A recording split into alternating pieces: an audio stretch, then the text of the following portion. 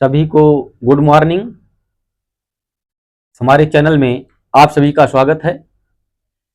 आज हम लोग पढ़ेंगे सूर्य ग्रहण और चंद्र ग्रहण के वैज्ञानिक तथ्यों के बारे में एवं उसके साथ साथ राहु और केतु की पौराणिक कथा है क्या, सूर्य ग्रहण और चंद्र ग्रहण से इनका संबंध क्या है।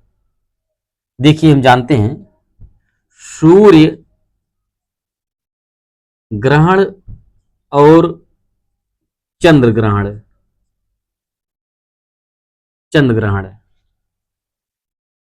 कुछ सरल ट्रिक में हम लोग जानेंगे। ये सूर्य है, ये चंद्रमा है, ये पृथ्वी है। जब सूर्य की रोशनी चंद्रमा द्वारा ढक ली जाती है और पृथ्वी पर सूर्य की रोशनी नहीं पहुंच पाती है, तो इस स्थिति में हमको सूर्य की रोशनी जब दिखाई नहीं देती है तो हम ये अनुमान लगाते हैं कि उस स्थिति में सूर्य ग्रहण लगता है। जब सूर्य की रोशनी पृथ्वी पर नहीं पहुंच पाती है तो उस स्थिति में सूर्य ग्रहण लगता है। सूर्य ग्रहण अमावस्या के दिन लगता है। जब ये पृथ्वी हो जाए और ये चंद्रमा हो जाए तो सूर्य की रोशनी पृथ्वी द्वारा ढक ली जाती है और वह चंद्रमा तक नहीं पहुंच पाती है, तो उस स्थिति में जो है चंद्र ग्रहण लगता है। तो चंद्र ग्रहण और सूर्य ग्रहण की स्थिति है, जब बीच में पृथ्वी आ जाती है तो चंद्र ग्रहण लगता है और जब बीच में चंद्रमा आ जाती है तो सूर्य ग्रहण लगता है। सूर्य अपने स्थान पर घूर्णन करता है, लेकिन पृथ्वी और चंद्रमा दोनों बीच में आया करते हैं। यानी कि पृथ्वी आती है बीच में तो चंद्र ग्रहण, चंद्रमा आती है बीच में तो सूर्य ग्रहण। चंद्र ग्रहण सदैव पूर्णिमा के दिन लगता है। बात करते हैं पौराणिक कथाओं के आधार पर। इसके पहले वीडियो में आप लोगों को हम बता चुके हैं कि सूर्य ग्रहण और चंद्र ग्रहण लगता कैसे, इसकी पूर्ण जानकारी बताई गई है।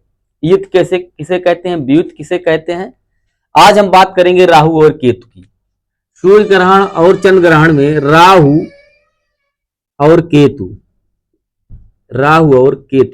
का सूर्य ग्रहण से संबंध क्या है। देखिए, समुद्र मंथन के समय देवता और राक्षसों ने मिलकर, यानी कि सूर्य और असुरों ने मिलकर समुद्र मंथन किया था।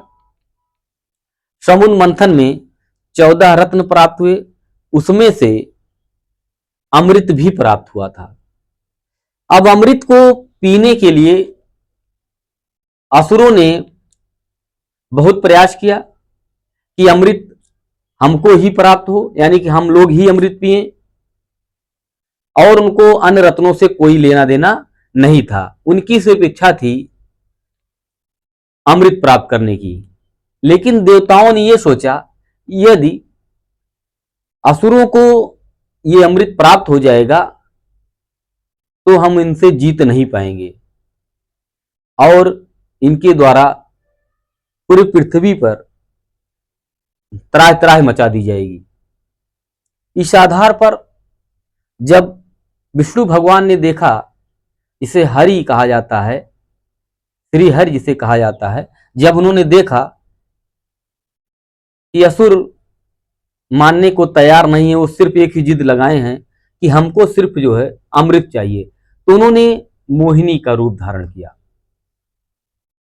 मोहिनी का रूप धारण करके उन्होंने ये कहा कि ठीक है, अमृत आप लोगों को मिलेगा, देवताओं को भी मिलेगा, लेकिन मोहिनी का अवतार लेकर के उन्होंने ये कहा कि इसका बंटवारा हम करेंगे, यानी कि हम सभी लोगों को अमृत पान कराएंगे।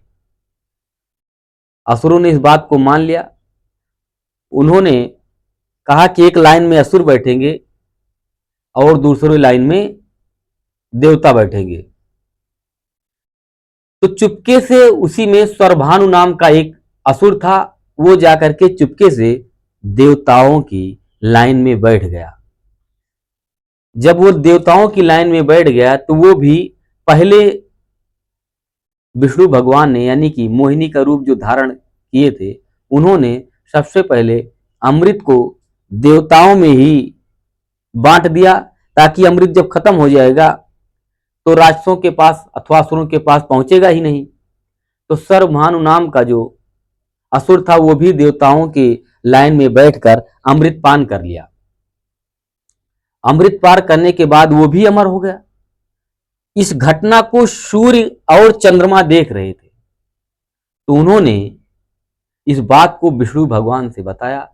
विष्णु भगवान नाराज होकर गुस्से में अपने चक्र द्वारा राहु का यानी कि स्वर्भान नाम का जो असुर था उसका जो है सर धड़ से अलग कर दिया।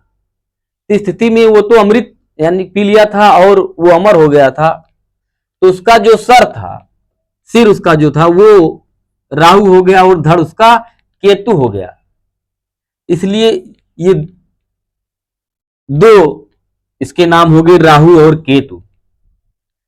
तो गुस्से में वो, क्योंकि सूर्य और चंद्र यही दो इस घटना को यानी इस बात को विष्णु भगवान से बताए थे कि स्वर्भान नाम का जो असुर है वो भी अमृत पान कर लिया है, तो इसीलिए स्वर्भान नाम यानी राहु और केतु सूर्य और ग्रहण को निगल लेते हैं। जब निगलते हैं अथवा निगलने का प्रयास करते हैं तो ऐसी स्थिति में सूर्य और चंद्र ग्रहण लगता है।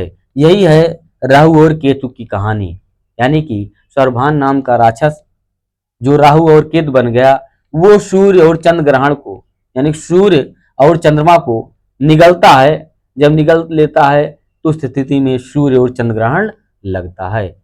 यही राहु और केतु की कहानी है, अथवा सूर्य ग्रहण और चंद्र ग्रहण के वैज्ञानिक तथ्य अथवा पौराणिक कथाएं हैं।